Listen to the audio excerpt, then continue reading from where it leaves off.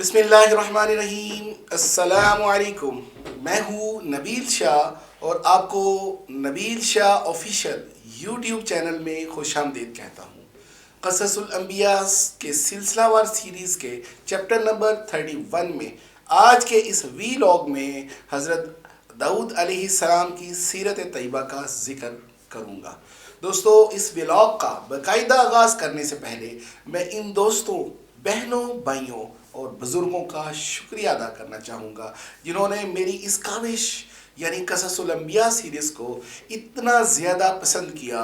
ढेरों likes, comments और मेरे चैनल को इतनी बड़ी तादाद में सब्सक्राइब करने के लिए भी मैं आप सबका तहे दिल से शुक्रगुजार हूँ। जैसा कि आप जानते हैं कि आप सबके पुरज़ोर इसरार पर मैंने क़ससुल अंबिया के नाम से एक मुकम्मल सीरीज़ का आगाज़ किया है, जहाँ मैं अबुल बशर हज़रत आदम अलैहिस्सलाम से लेकर सैयदुल मुरसलीन ख़ातमुन नबिय्यीन हज़रत मोहम्मद मुस्तफ़ा सल्लल्लाहु अलैहि वसल्लम की सीरत तैयबा पर कुरान और अहादीस मुबारका की रोशनी में तफसील से बात करूँगा, ताकि बहैसियत मुसलमान ख़ास तौर पर हमें अपने अंबिया इकराम की सीरत तैयबा का इल्म होना चाहिए। इंशाअल्लाह इस तमाम सीरीज़ को इंतहाई दिलचस्प और आसान अल्फाज में पेश किया जाएगा, ताकि आप इसे अच्छी तरह समझकर अपनी ज़िंदगी इन अंबिया इकराम की सीरत और तालीमात के मुताबिक गुजारें, जिन पर अल्लाह ने अपना ख़ास फजल करम और इनामात नाजिल फरमाए। मेरी दुआ है कि अल्लाह ताला इन इनाम याफ्ता शख्सियात के सदक़े से हम पर अपना ख़ास फजल करम अता फरमाए और हमारी आखिरत को संवार दे, आमीन। आइए आज के वीलॉग में हम जानने की कोशिश करते हैं कि हज़रत दाऊद अलैहिस्सलाम की पहली फतह क्या थी। हज़रत दाऊद अलैहिस्सलाम का हसब नसब क्या है। हज़रत दाऊद अलैहिस्सलाम पर अल्लाह ताला ने कौन सी आसमानी किताब नाजिल फरमाई। कुरान पाक में हज़रत दाऊद अलैहिस्सलाम के बारे में क्या फरमाया गया है। अल्लाह ताला ने हज़रत दाऊद अलैहिस्सलाम को कौन सा मोजज़ा अता फरमाया। हज़रत दाऊद अलैहिस्सलाम को अल्लाह ताला ने दूसरा कौन सा मोजज़ा अता किया। हज़रत दाऊद अलैहिस्सलाम का पेशा क्या था। हज़रत दाऊद अलैहिस्सलाम किस तरह अल्लाह ताला की इबादत और इताअत करते। अल्लाह ताला ने हज़रत दाऊद अलैहिस्सलाम को किस तरह सल्तनत और बादशाहत अता फरमाई। अल्लाह ताला की नाफरमानी करने वालों की सूरतें किस तरह मसख हो गई। क्या ममसूख कौम की नस्ल चलती है। हज़रत दाऊद अलैहिस्सलाम का वसाल कब और कहाँ हुआ। मगर इस सब से पहले कि मैं वीडियो में आगे बढ़ूं, अगर आपने अभी तक मेरे चैनल नबील शाह ऑफिशियल को सब्सक्राइब नहीं किया तो अभी कर लीजिए और साथ में दिए हुए बेल आइकन के बटन को भी प्रेस कर दें, ताकि आपको मेरी आने वाली तमाम वीडियोस बर वक्त मिलती रहें। हज़रत दाऊद अलैहिस्सलाम की पहली फतह क्या थी। दोस्तों, कुरान पाक की सूरतुल बकरा की आयत नंबर 251 में अल्लाह ताला फरमाते हैं, फ़हज़मूहुम बिइज़्निल्लाह वक़तल दाऊद जालूत वआताहुल्लाहुल मुल्क वल हिकमत वअल्लमहु मिम्मा यशाअ वलौला दफ़उल्लाहिन्नास बअदहुम बिबअज़िन लफ़सदतिल अर्दु वलाकिन्नल्लाह ज़ू फ़ज़लिन अलल आलमीन। और उन्होंने अल्लाह के हुक्म से उन्हें शिकस्त दी और दाऊद ने जालूत को कत्ल कर दिया और अल्लाह ने उसे बादशाही और दानाई अता की और जितना कुछ चाहता था सिखा दिया। और अगर अल्लाह का लोगों को उनके बाज़ को बाज़ के साथ हटाना ना होता तो यकीनन ज़मीन बर्बाद हो जाती। और लेकिन अल्लाह जहानों पर बड़े फजल वाला है। दोस्तों, मुफस्सरीन फरमाते हैं कि हज़रत दाऊद अलैहिस्सलाम बनी इसराइल के लश्कर में शामिल एक नौजवान थे जो अपनी 13 भाइयों में सबसे छोटे थे।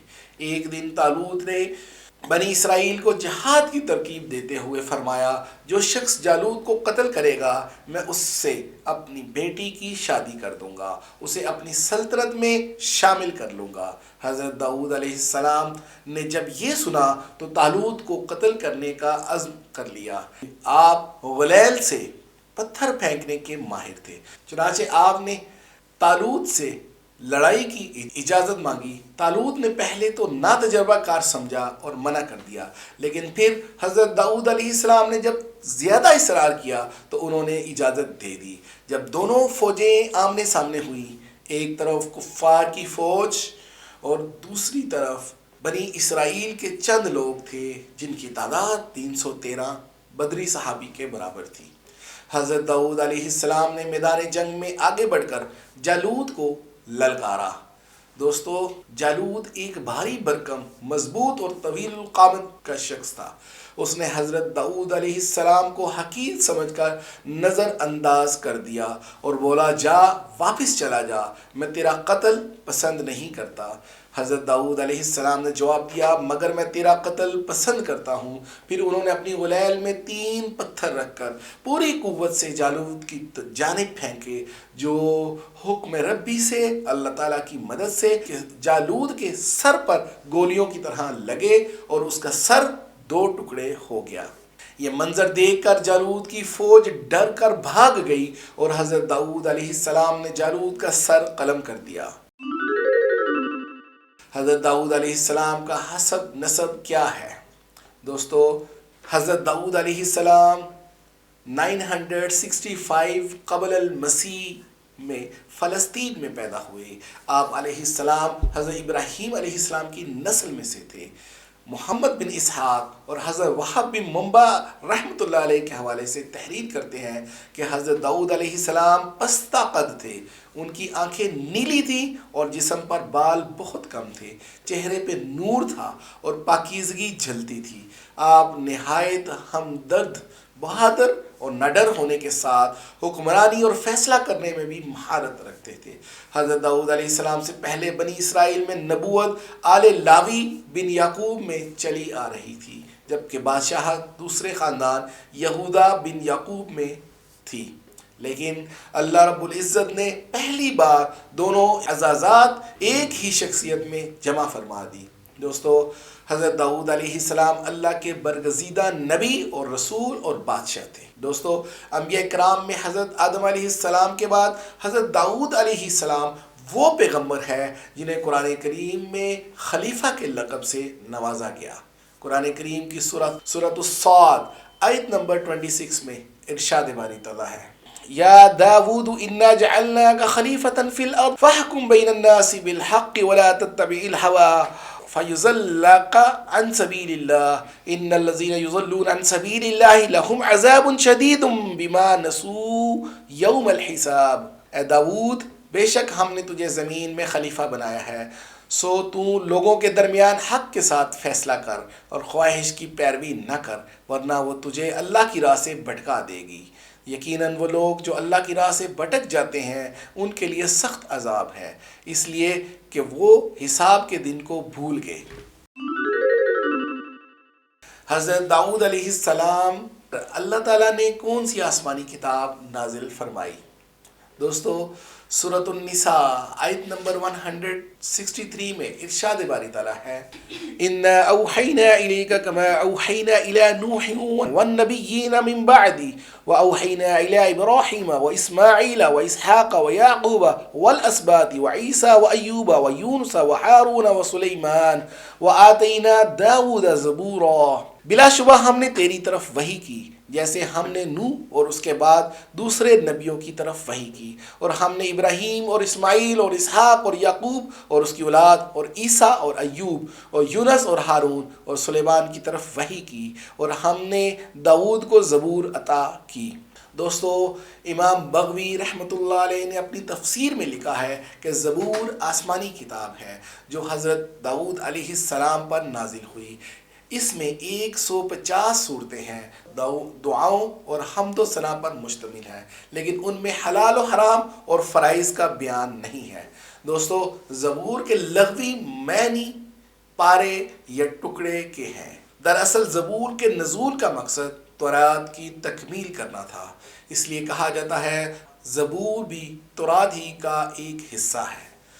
ज़बूर अल्लाह तबारक व तआला की हम्द व सना से मुज़य्यन है। दोस्तों, हज़रत दाऊद अलैहिस्सलाम को अल्लाह ताला ने दिल नशीन आवाज़, सहर अंगेज़ लहन عطا فرمایا تھا۔ جب آپ علیہ السلام زبور کی تلاوت فرماتے تو تلاوت سے مسحور ہو کر چرند پرند درخت پہاڑ جن و انس دریا و سمندر یعنی سب اللہ تعالیٰ کی حمد و ثنا میں مشغول ہو جاتے۔ اسی لیے آج تک لحن داودی ایک ضرب المثل ہے۔ مسند احمد میں حضرت ابو ہریرہ رضی اللہ تعالیٰ عنہ سے مروی ہے کہ رسول اللہ صلی اللہ علیہ وسلم نے فرمایا کہ داؤد علیہ السلام پر قرات کو آسان اور ہلکا کر دیا گیا تھا۔ وہ اپنے گھوڑے پر زین کسنے کا حکم فرماتے اور اس سے پہلے کہ زین کسی جاتی آپ علیہ السلام پوری زبور تلاوت کر لیتے۔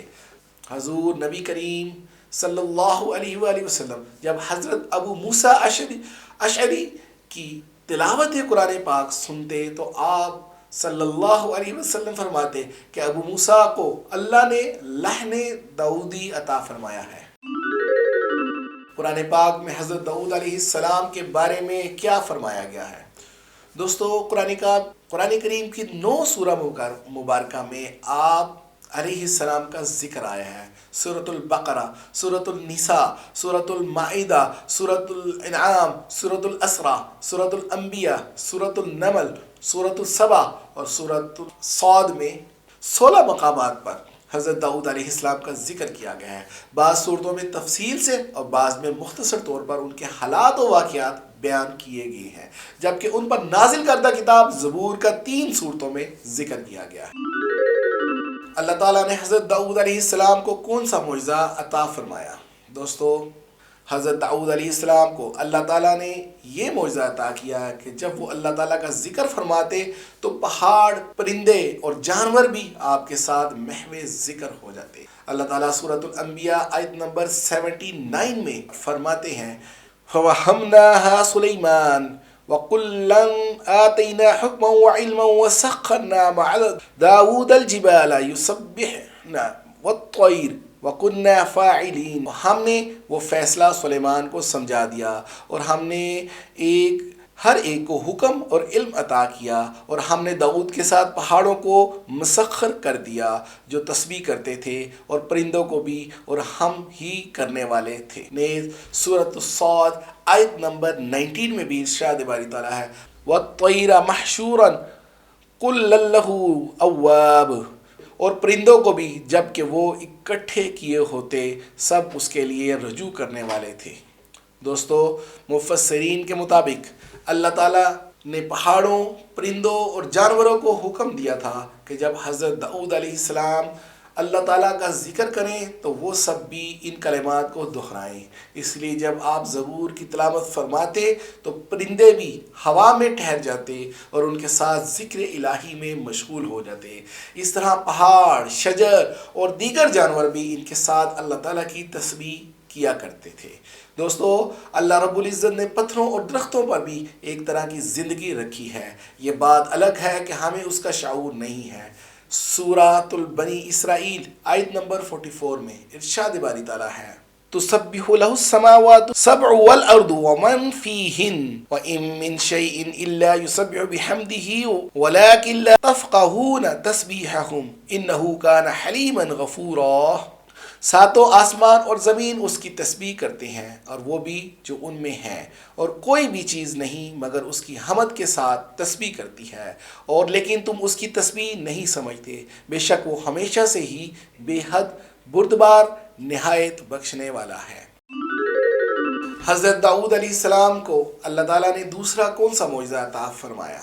دوستو اللہ تبارک و تعالیٰ نے حضرت داؤد علیہ السلام کو دوسرا معجزہ یہ عطا فرمایا کہ لوہے کو آپ کے لیے موم کر دیا، نرم کر دیا۔ سورۃ السبا آیت نمبر 10 اور 11 میں ارشاد باری تعالیٰ ہے وَلَقَدْ آتَيْنَا دَاوُودَ مِنَّا فَضْلًا يَا جِبَالُ أَوِّبِي مَعَهُ وَالطَّيْرَ وَأَلَنَّا لَهُ الْحَدِيدَ، اور بلا شبہ یقیناً ہم نے داؤد کو اپنی طرف سے بڑا فضل عطا کیا۔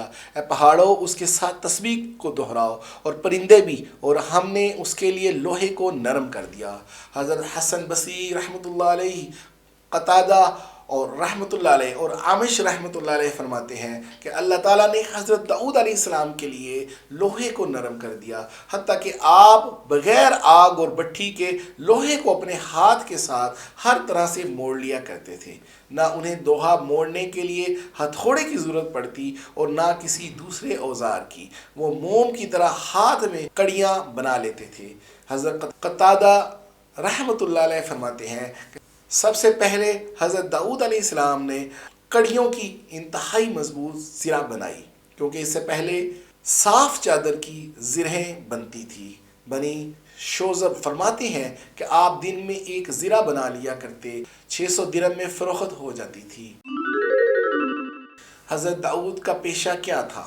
معارف القرآن جلد 7 صفحہ 262 میں اور تفسیر ابن کثیر میں حافظ ابن عساکر کی روایت ہے کہ حضرت داؤد علیہ السلام اپنی خلافت کے زمانے میں بھیس بدل کر بازاروں میں گھومتے اور لوگوں سے پوچھا کرتے کہ داؤد کیسے آدمی ہے۔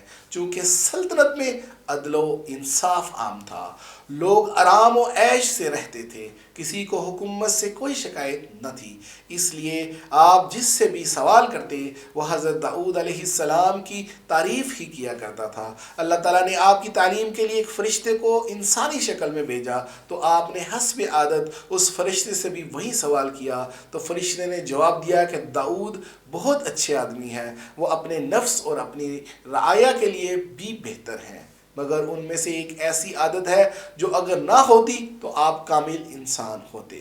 داؤد علیہ السلام نے پوچھا وہ کیا عادت ہے؟ فرشتوں نے کہا وہ اپنے اور اہل و عیال کے خرچ کے لیے بیت المال میں سے لیتے ہیں۔ یہ بات سن کے حضرت داؤد علیہ السلام نے دعا فرمائی، اے اللہ مجھے کوئی ایسا کام سکھا دے جو میں اپنے ہاتھ سے کر لوں اور اس کی اجرت سے اہل و عیال کی اخراجات پورے کر سکوں۔ میں چاہتا ہوں کہ عوام کی خدمت اور سلطنت کے تمام کام بغیر کسی معاوضے کے کروں۔ آپ کی دعا قبول ہو گئی اور اللہ تعالیٰ نے انہیں زرہ بنانے کا ہنر سکھا دیا۔ قرآن پاک کی سورۃ الانبیاء آیت نمبر 80 میں اللہ تعالیٰ ارشاد فرماتے ہیں وَعَلَّمْنَاهُ صَنْعَةَ لَبُوسٍ لَكُمْ لِتُحْصِنَكُمْ مِنْ بَأْسِكُمْ فَهَلْ أَنْتُمْ شَاكِرُونَ، اور ہم نے اسے تمہارے لیے زرہ بنانا سکھایا تاکہ وہ تمہاری لڑائی سے تمہارا بچاؤ کرے، تو کیا تم شکر کرنے والے ہو؟ حضرت داؤد علیہ السلام کس طرح اللہ کی عبادت اور اطاعت کرتے؟ دوستو قرآن کریم کی سورۃ الصاد آیت نمبر 17 میں ارشاد باری تعالیٰ ہے اصبر علی ما یقولون واذکر عبدنا داؤد ذا الایید انہ اواب، اس پر صبر کر جو وہ کہتے ہیں اور ہمارے بندے داؤد کو یاد کر جو قوت والا تھا، یقیناً وہ بہت رجوع کرنے والا تھا۔ دوستو صحیح بخاری اور مسلم میں مفسرین فرماتے ہیں کہ اس آیت مبارکہ میں اللہ تعالیٰ نے حضرت داؤد علیہ السلام کی بہت زیادہ عبادت میں مصروف رہنے کی جانب اشارہ فرمایا ہے۔ حدیث مبارکہ میں آتا ہے کہ اللہ تعالیٰ کو سب سے زیادہ محبوب نماز داؤد علیہ السلام کی نماز اور سب سے زیادہ محبوب روزے داؤد علیہ السلام کے روزے ہیں۔ وہ نصف رات تک سوتے، پھر اٹھ کر رات کا تہائی حصہ عبادت کے لیے کھڑے رہتے اور رات کے آخری حصے میں آپ سو جاتے۔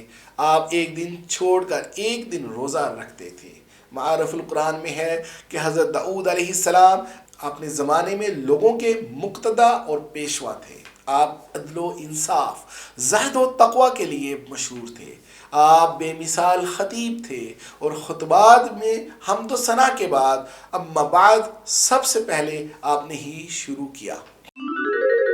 اللہ تعالیٰ نے حضرت داؤد علیہ السلام کو کس طرح سلطنت اور بادشاہت عطا فرمائی؟ دوستو اللہ تعالیٰ نے حضرت داؤد علیہ السلام کو نبوت اور رسالت کے ساتھ حکومت بھی عطا فرمائی تھی۔ آپ فن خطابت کے ماہر تھے، جبکہ آپ کی آواز بھی بہت خوبصورت تھی، لہٰذا درس و تبلیغ اور وعظ و نصیحت کے ذریعے بنی اسرائیل میں جذبہ جہاد ابھارا اور انہیں کفار اور مشرکین کے ساتھ جنگ پر آمادہ کیا۔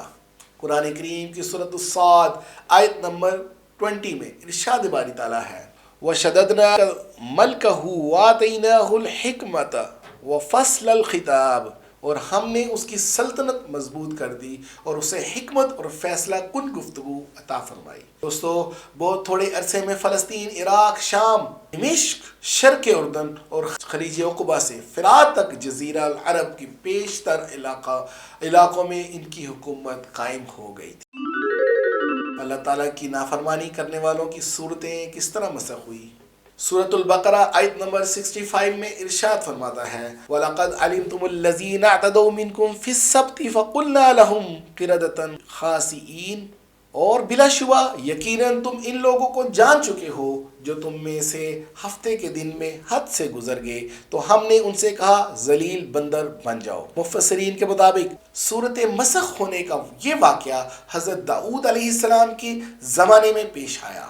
بنی اسرائیل کے لیے ہفتے کا دن صرف عبادت کے لیے مخصوص تھا۔ اس دن مچھلی کے شکار سمیت ہر دنیاوی کام ممنوع تھا، لیکن سمندر کے کنارے آباد مچھلی کے شوقین ان لوگوں نے حکم کی نافرمانی کی، جس پر اللہ تعالیٰ نے ان کی شکلوں کو مسخ کر دیا اور پھر 3 دن بعد وہ سب لوگ مر گئے۔ تفسیر قرطبی میں ہے کہ یہود نے شروع میں تو حیلے بہانے کر کے مچھلیاں پکڑی، پھر عام طور پر شکار کھیلنے لگے تو ان میں 2 جماعتیں ہو گئی۔ ایک جماعت میں علماء و صالحات تھے جو انہیں اس کام سے روکتے، جبکہ دوسری جماعت نافرمانوں پر مشتمل تھی۔ پھر بستی کے بھی 2 حصے کر لیے گئے اور ان کے باہمی تعلقات منقطع ہو گئے۔ ایک روز محسوس ہوا کہ جس حصے میں نافرمان رہتے ہیں وہاں بالکل سناٹا ہے۔ جب وہاں جا کر دیکھا گیا تو وہاں رہنے والوں کی صورتیں مسخ ہو چکی تھی۔ حضرت قتادہ رحمۃ اللہ علیہ فرماتے ہیں کہ ان کے جوان بندر اور بوڑھے خنزیر بنا دیے گئے تھے، مگر وہ اپنے رشتہ دار انسانوں کو پہچانتے تھے اور ان کے قریب آ کر روتے تھے۔ کیا ممسوخ قوم کی نسل چلتی ہے؟ معارف القرآن جلد اول صفحہ 243 اور صحیح مسلم میں حضرت عبداللہ بن مسعود رضی اللہ تعالیٰ عنہ سے منقول ہے کہ بعض لوگوں نے اپنے زمانے کے بندروں اور خنزیروں کے بارے میں حضرت صلی اللہ علیہ وآلہ وسلم سے دریافت کیا کہ کیا یہ وہی مسخ شدہ شکلوں والے یہودی ہیں؟ آپ نے فرمایا اللہ تعالیٰ جب کسی قوم میں مسخ صورت کا عذاب نازل کرتے ہیں تو ان کی نسل نہیں چلتی، بلکہ چند روز میں ہلاک ہو کر ختم ہو جاتے ہیں، اور بندر اور خنزیر دنیا میں پہلے ہی سے موجود تھے۔ حضرت داؤد علیہ السلام کا وصال کب ہوا؟ دوستو، حضرت داؤد علیہ السلام نے 100 سال کی عمر میں وفات پائی۔ آپ علیہ السلام نے وسیع و عریض سلطنت پر 40 سال تک حکومت کی۔ ابن کثیر میں حضرت ابن عباس رضی اللہ تعالیٰ عنہ سے مروی ہے کہ حضرت داؤد علیہ السلام ہفتے کے دن اچانک وفات پا گئے اور پرندوں نے بادل کی طرح آپ پر سایہ کر دیا تھا۔ آپ کے جنازے میں شریک صرف علماء بنی اسرائیل کی تعداد 40,000 تھی، جبکہ عوام الناس کی کثیر تعداد اس کے علاوہ تھی۔ بنی اسرائیل میں حضرت موسیٰ علیہ السلام اور حضرت داؤد علیہ السلام کی وفات کے بعد رنج و غم کسی اور کی وفات پر نہ ہوا تھا۔ اسی کے ساتھ مجھے آج کے ولاگ سے اجازت دیجیے۔ اگر ویڈیو اچھی لگے تو لائک کریں اور کامنٹس میں بتائیے کہ آپ کو حضرت داؤد علیہ السلام کی سیرت میں سب سے متاثر کن کون سی بات لگی۔ اگر آپ نے ابھی تک میرے چینل نبیل شاہ آفیشیل کو سبسکرائب نہیں کیا تو ابھی کر لیجئے اور دوستوں کے ساتھ شیئر کرنا مت بھولیے گا۔ اب تک کے لیے اتنا ہی، بہت جلد اپنے اگلے ولاگ میں آپ سے دوبارہ ملاقات ہوگی۔ تب تک کے لیے مجھے اجازت دیجیے۔ اپنا عزیز و قارب اور گرد و نواح میں رہنے والے لوگوں کا خیال رکھیں۔ اللہ حافظ۔